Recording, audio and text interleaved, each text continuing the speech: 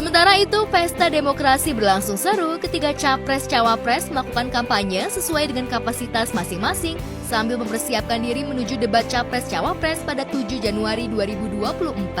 Sesuai jadwal yang sudah tersebar, debat ketiga Capres-Cawapres bertemakan tentang pertahanan, keamanan, hubungan internasional, dan geopolitik. Berdasarkan penampilan debat sebelumnya, pasangan Capres-Cawapres Ganjar Pranowo-Mahfud MD yang menunjukkan keunggulannya atas Capres-Cawapres lainnya membuat sejumlah artis seperti Tamara Geraldine tak henti memberikan dukungan. Tamara bahkan yakin jika pada debat kali ini pasangan Ganjar Pranowo-Mahfud MD akan berada di atas angin. Ya, saya sangat percaya kalau Indonesia ini adalah sebuah organisasi besar, berarti kapital terbesarnya itu adalah SDM. Berarti yang harus dikelola itu adalah human capital atau orang-orangnya.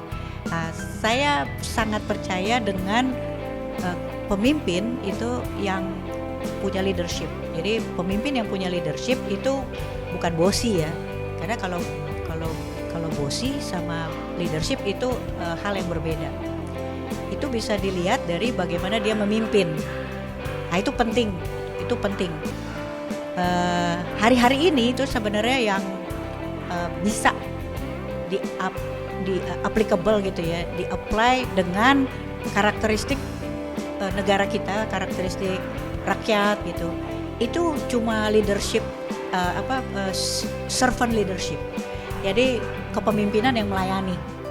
Itu sebenarnya udah dimulai oleh Bapak Jokowi. Dulu kita tahu ya, Dilan gitu ya.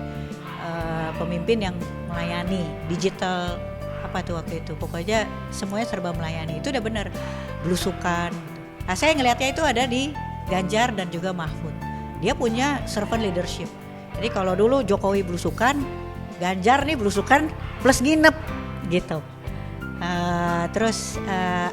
Pokoknya dia apa yang sudah diciptakan servant leadership itu adalah orang-orang yang dia nggak punya rasa gengsi untuk ngakuin bahwa kalau ini memang sudah bagus, ayo kita lanjutkan, kita selesaikan, kita percepat gitu. Nah, saya ngeliat itu di karakter dari Ganjar dan juga Mahfud. Menjelang debat ini, saya juga berharap orang bisa menangkap hal itu. Semua hitungan yang ada di Ganjar dan juga Mahfud, saya ngelihat itu adalah hitungan yang saya menyebutnya realistis fantastis. Iya benar, jadi harapan. Kenapa? Kalau kita bicara lagi ya, besok topiknya itu kan salah satunya tuh geopolitik. Coba lihat ya, sepanjang 2024 itu akan ada sekitar 40 negara di dunia ini yang melakukan pemilu, termasuk Indonesia. Ada Amerika, Taiwan, itu semuanya tuh memiliki konfliknya masing-masing.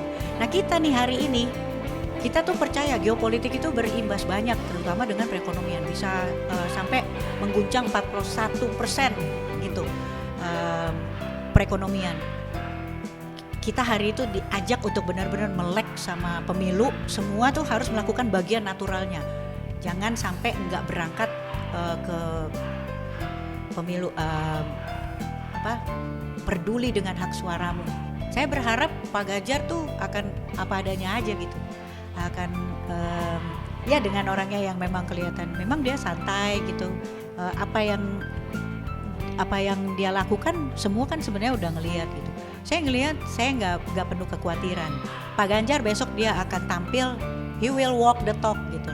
Apa yang dia sampaikan di debat pertama, saya ngelihat dia walk the talk kok sampai di menjelang debat yang kedua ini gitu. Waktu dia bilang kita kayak ngelihat Jokowi 3.0 gitu. Segala sesuatunya tuh diselesaikan betul-betul, komit ya Ganjar, dan plus gitu, ada extra plusnya. Kalau saya ditanya hari ini apakah ada kekhawatiran gitu ya, kekhawatiran saya itu cuma satu, kekhawatirannya adalah apa yang disampaikan itu tidak nyampe gitu. Apa yang disampaikan tuh nggak nyampe. Kemarin kan kita tahu Pak Mahfud sebenarnya dia tuh nyampein tuh dengan jelas, cuma Pak Mahfud itu tuh dosen S3 coba. Saya itu sekarang tuh lagi kuliah ya S3. Jadi dosen tuh saya tahu tuh dosen tuh kalau ngomong tuh waduh pinter banget.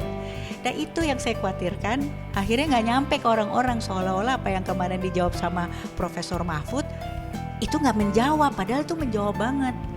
Saya berharap besok satu bahasa, ada komunikasi politik yang praktis, sederhana tapi menerobos gitu dari seorang Ganjar Pranowo buat semuanya. Bukan hanya Tamara, Ana Hermansyah juga memberikan dukungan penuh pada pasangan Capres-Cawapres Ganjar Mahfud. Suami Ashanti yang ditemui juga merasa yakin jika Ganjar Mahfud yang kini semakin disayangi oleh rakyat sudah siap untuk menghadapi lawan politik pada debat Capres-Cawapres Jumat mendatang. Mas Ganjar dan Pak Mahfud sangat kelihatan bagaimana Mas Ganjar dan Pak Mahfud memahami dan mencacah permasalahan yang ada di Republik ini. Gitu. Bagaimana log story perjalanan beliau sebagai pendekar hukum di Pak Mahfud dengan Mas Ganjar pernah dengan track recordnya pernah di legislatif dan eksekutif dengan baik.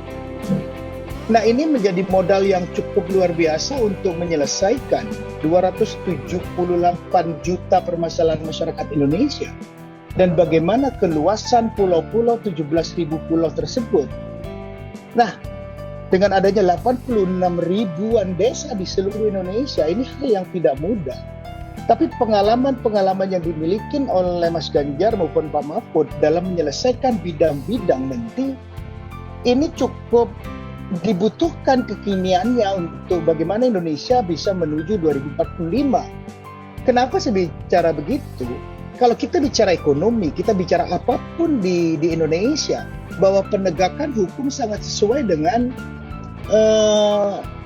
sangat sesuai dengan Indonesia adalah negara hukum. Akan menarik karena setiap yang ikut dalam perdebatan besok itu pernah menjadi pimpinan di semua kementerian.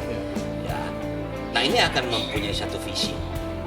Tapi saya dalam tanda kutip saya yakin Ganjar punya nilai plus karena di sini dia punya tim yang namanya Mahfud MD. Ya karena yang namanya pertahanan, geopolitik itu basicnya adalah hukum. Karena yang namanya geopolitik ini adanya bukan hanya di dalam tapi di luar. Serangan ke dalam ini macam-macam caranya. Ekonomi bisa menjadi peperangan. Ya bayangin misalnya untuk mempunyai stok beras 3 juta ton kita harus beli dari India dengan Vietnam yang sebetulnya mereka nggak mau jual karena memang terjadi krisis pangan yang sangat luar biasa dengan perang Ukraina dan Rusia, sekarang ditambah lagi dengan Palestina segala macam. Ini dampaknya luar biasa. Nah jadi sekali lagi masyarakat pinter-pinterlah memilih pimpinan negara kita ya, yang harus paham membaca semua apa yang terjadi di dunia ini. Yang kita hadapi ini bukan ringan, bukan sembarangan ringan, bukan hanya satu istilahnya formalitas untuk hadir di sebuah podium dan membacakan sebuah teks, tidak seperti itu. Dia harus pandai membaca. Nah jadi kembali lagi, memang barangkali umur tidak menjadi jaminan, tapi pengalaman itu tertumpang daripada umur sebetulnya. Saya minta maaf, saya baru 51 tahun dunia film, tapi saya merasa saya belum pandai-pandai. Bagaimana saya cuma 2 tahun dunia film. Nah, dan itu menjadi satu perbandingan. Saya sangat yakin besok perdebatannya menarik, tapi saya sangat yakin Ganjar akan menang.